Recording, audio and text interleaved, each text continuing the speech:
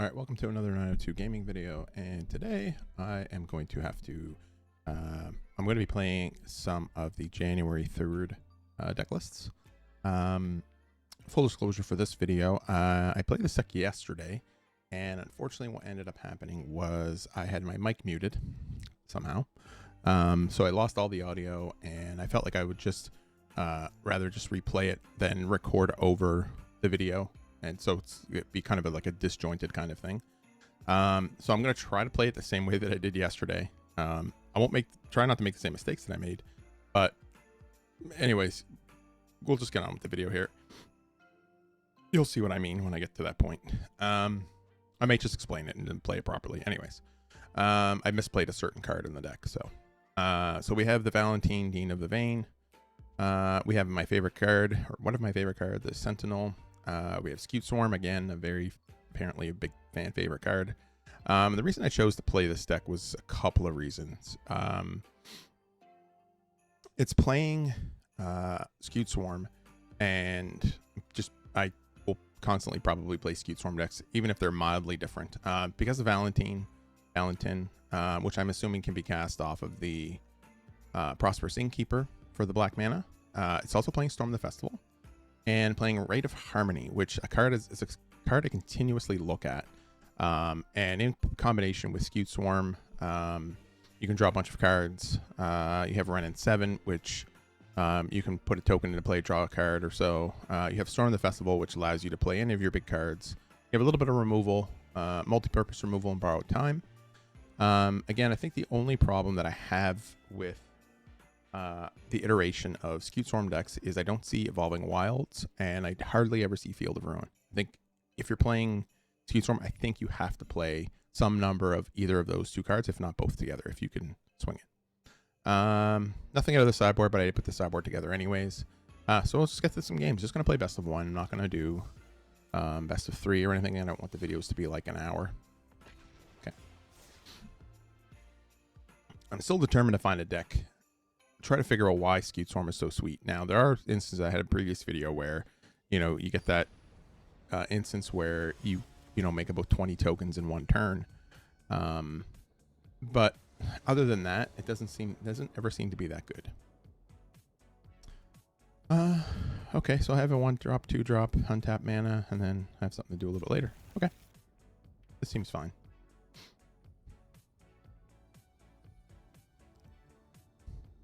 One of the problems I typically have with Scute Swarm decks is a 3-mana Meathook Massacre, just wipes the board, unless you have some way to pump them.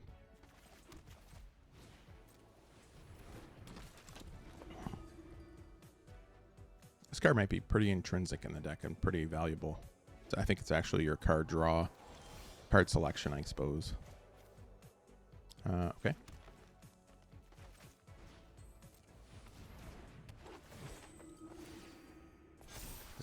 Storm the Festival.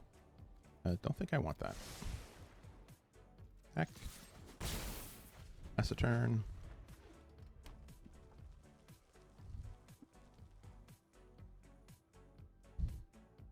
So now they can choose to remove. Yep, that's fine. I can play the next one. I also have a Scute Swarm now. That's interesting. Okay. Play this and play this. We're going to keep the Wrenn and 7, I think. Even though I won't be able to cast it. I still have turn 4. I play this. It's going to get a couple lands. Hopefully I actually can scry to a couple of lands when Trelisara triggers. Unless they choose to kill. Oh. Good game. Well, I suppose they were a little bit triggered that I had 2 of them. But that's why I play 4, I guess. Or that's why the deck plays 4. I didn't build this deck. Neat. All right. Play another game. That was pretty quick. I tend not to try to play more than 3 or 4 games, depending on how fast they go. Like that, and where they concede pretty quickly. I don't really count it, I guess. But in that instance there, I think I would have seen some of the power of Scute Swarm. I think they were their deck was a little bit slower.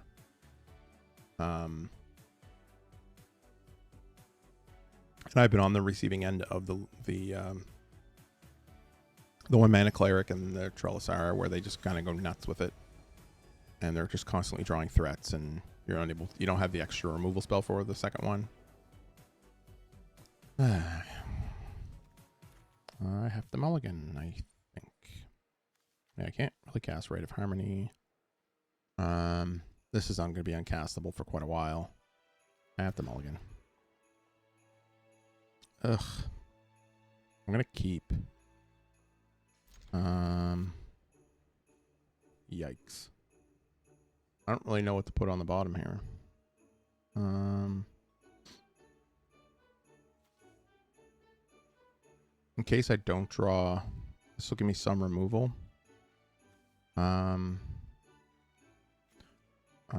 think it has to be that. So at least I'll be able to play this for the 1 mana off the Innkeeper if I draw. There we go. If I draw a forest. Now, had I known I was going to draw that, I probably would have kept the Asharan and probably put this to the bottom. But it's pretty impossible to actually know.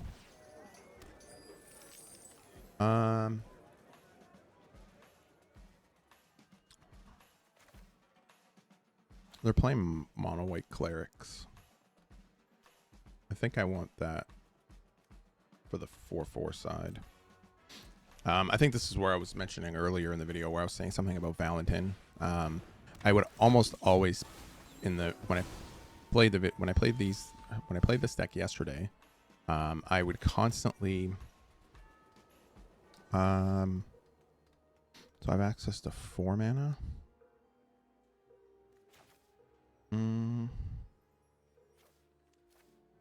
Yeah, I think I'll just do this and get my Keeper back.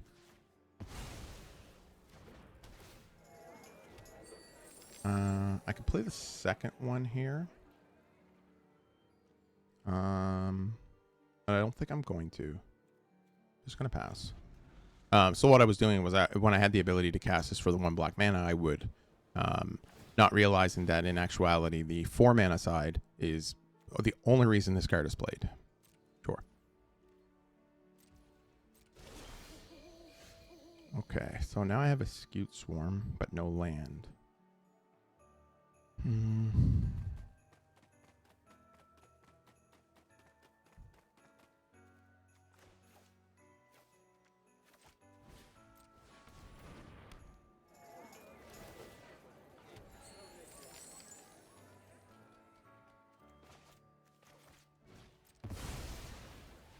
think we're just getting rid of the cleric class here. And then pass. Oh, I forgot to attack. Shoot. That's okay.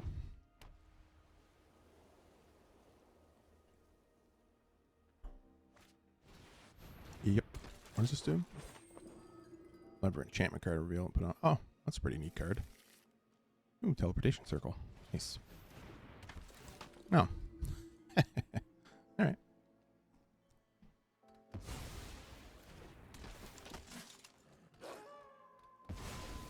Totally fine. Now again, I can't really.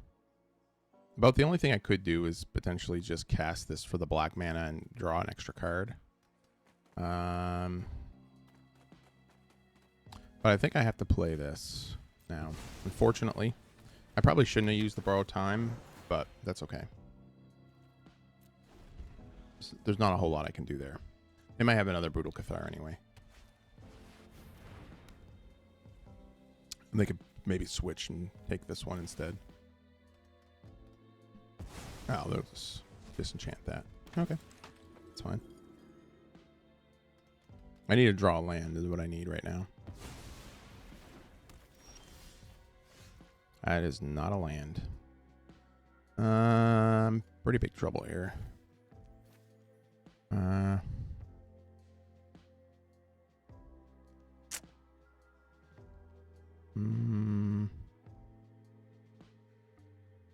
Jeez, that card's terrible. Actually dislike this card more than Scute Swarm. Well, I can play this, and then at least I can activate Lisette, because I'll gain a life. Yeah. No attacks. That's one thing, I guess, with this card. And that's where I made the mistake yesterday. I was playing this card. I was like, oh, I didn't realize how good the second half of this card was. Or the back half.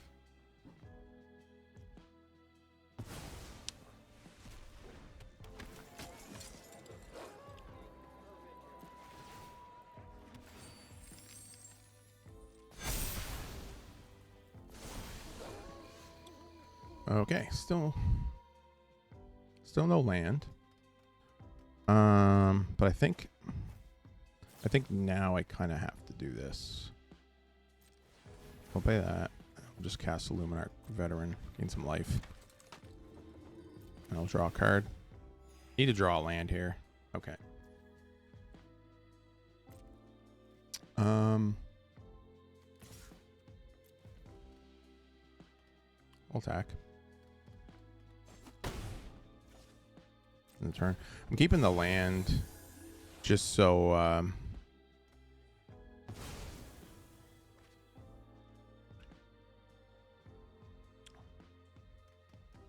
yeah, this is going to cause me some problems in this matchup for sure. And so is that.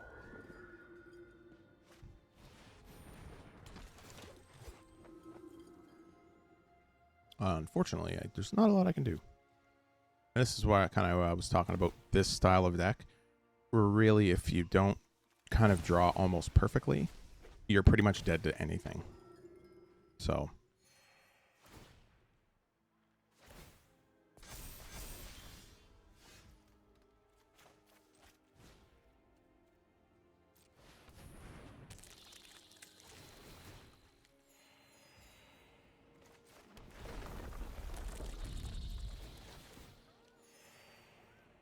Not attacking. This is where if I had kept... Yeah, it's pretty much game over at this point. There's not really a lot I can do. You can just continue to gain life, and then this thing will start getting flying. And then it's pretty much game over.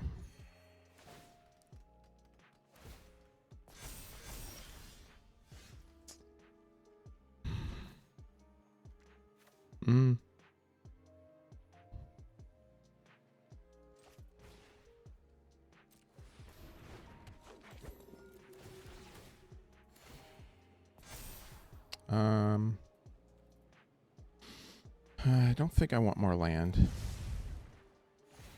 Potentially, though. Oh, I definitely want that. Yeah, I definitely want that card. Let's play this.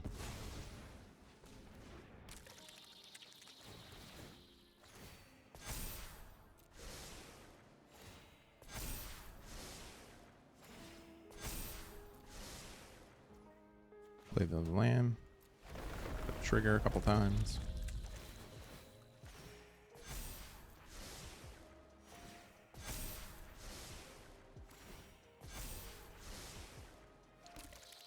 You can put a certain amount of decks out with this combination. Just because you're basically putting it out of reach. I'm not going to attack. It's going to be hard, especially if they have more of these, to deal with this card here. Yeah.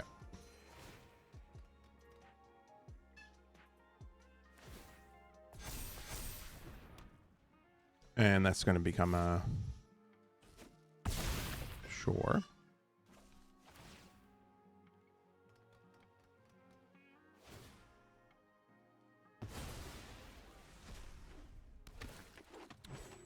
So there is a possibility that this can win me the game, potentially. Yeah. I need to be able to find something that's... Okay. So we're going to have to cast it for this.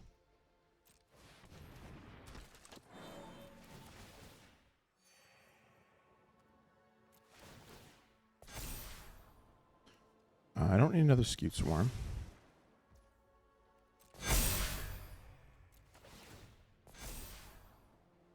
I don't need that. I need that. That's not bad.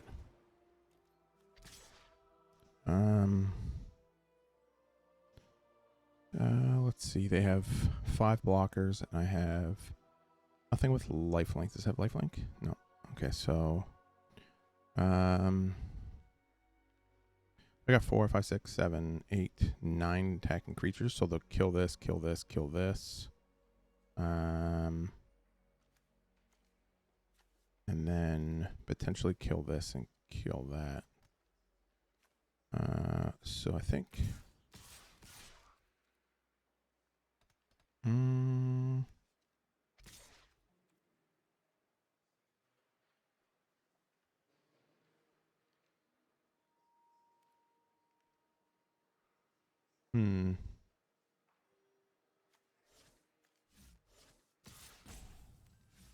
Just the Trellisara.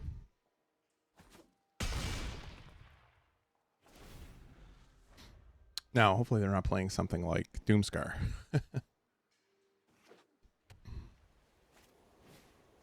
Yep. Again, that's fine. I need that's now indestructible, so I need to draw something to be able to get rid of that card.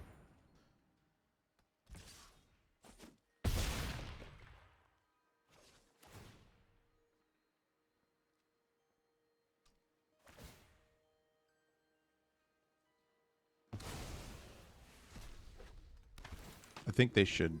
Well, they don't have to, I suppose.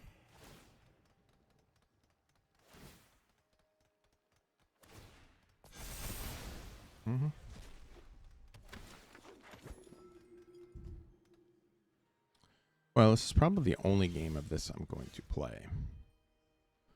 Or the last game of this that I'm going to play.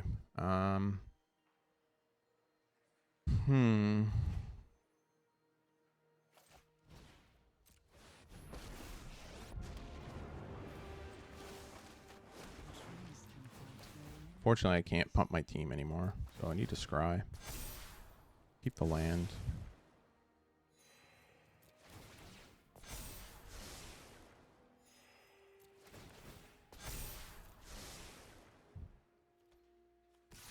So now they can block. So they'll have to block here.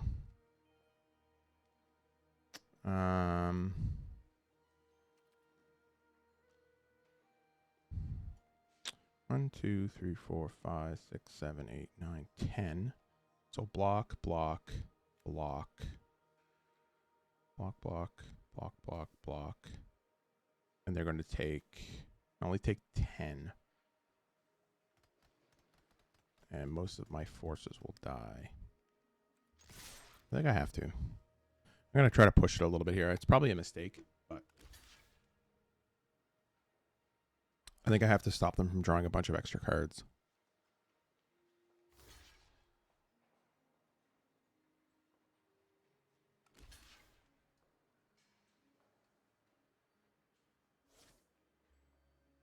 I think it's potential that, yeah. They may make some blocking errors too, potentially. I think the Cathar, I think they should have double blocked the Lisette.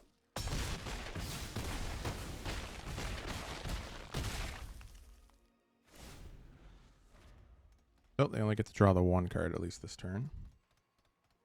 And they're likely dead now, I think. I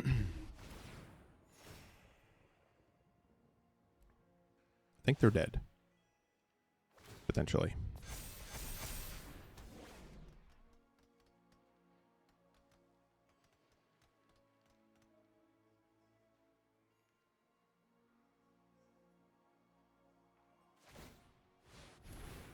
Yep.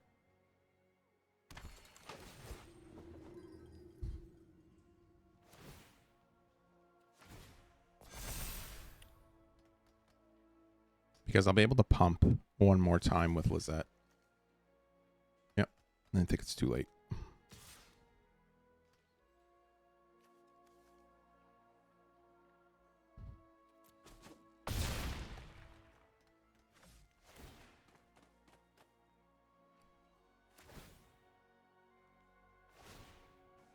Potentially, anyway. I think my deck though needs to play more lands. Yep. 4. Into life again. Yeah.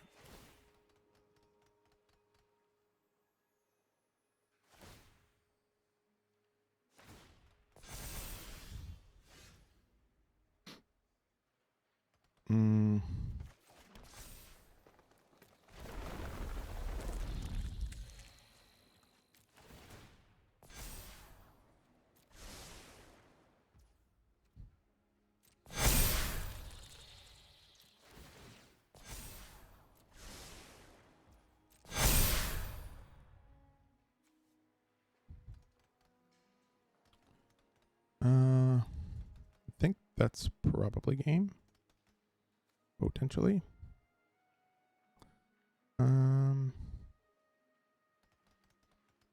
Yeah, I probably should have drawn some cards, but that's okay. All right, let's go.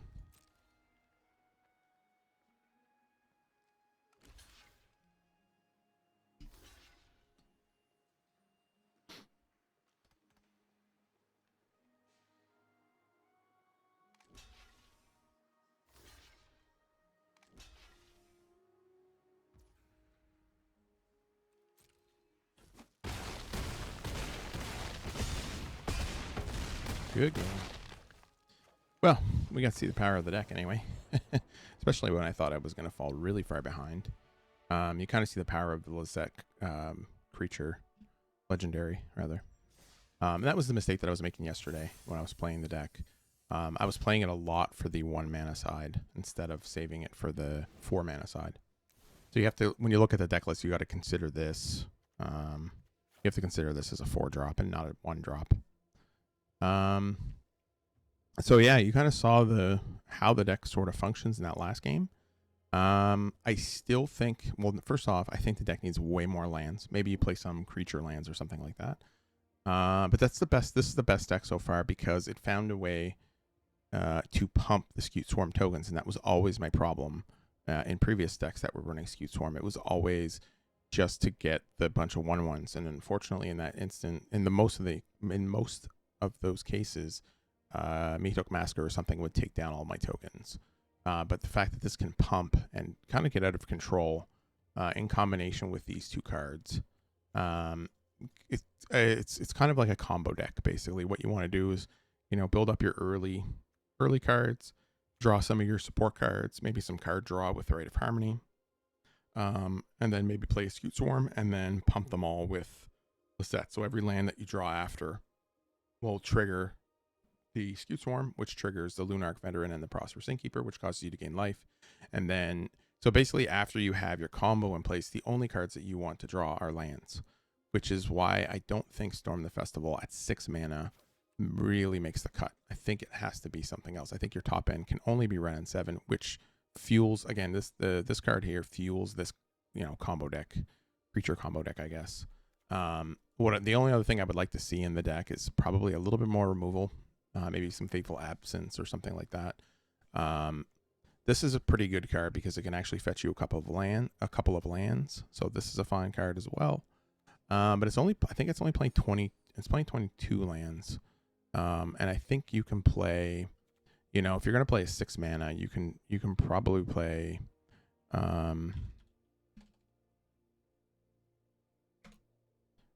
something like, oops. Is that not what it's called? Symbiosis. So Turn Timber Symbiosis. It's 1 more mana than the Storm the Festival, but you can also play it as a land, which is very, very important. So I would rather see something like this, and potentially even the white one, the Amarius Call versus the Storm the Festival, because Storm the Festival, trying to get 6 mana, you're likely already losing. Although it is a bit of card draw, I would rather something like this than to play Storm the Festival. Because the majority of the time, you're just going to play these as lands.